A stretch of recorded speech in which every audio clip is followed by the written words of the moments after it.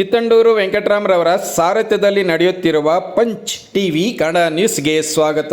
ಕೋಲಾರ ನಗರದಲ್ಲಿ ನಡೆಯುತ್ತಿರುವ all India inter collegiate invitation basket ball tournament Kolar ಚಿನ್ನದ ಕಪ್ 2026 ಎರಡನೇ ದಿನದ ಪಂದ್ಯಾವಳಿಯನ್ನು ಕರ್ನಾಟಕ ರಾಜ್ಯ ಮುಖ್ಯಮಂತ್ರಿಗಳ ರಾಜಕೀಯ ಕಾರ್ಯದರ್ಶಿಗಳಾದ KN ನಜೀರ್ ಅಹಮದ್ ರವರು ಚಾಲನೆ ನೀಡಿದರು.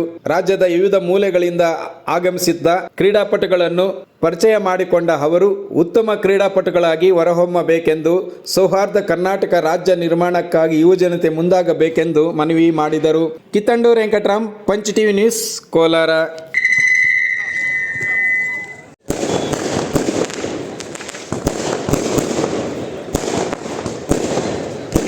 Ernakulam St. Albert's All India Inter-Collegiate Invitational Basket.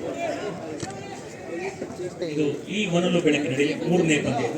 Peter ಅವರಿಗೆ free shoot.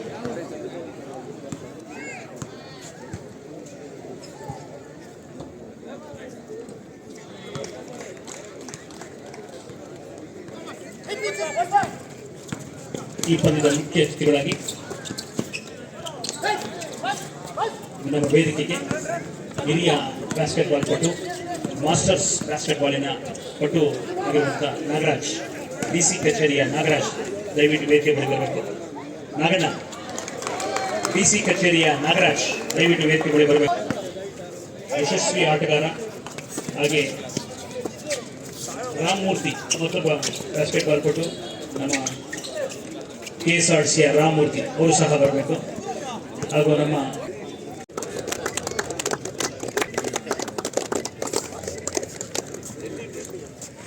the guest and MLC member of legislative Sudan.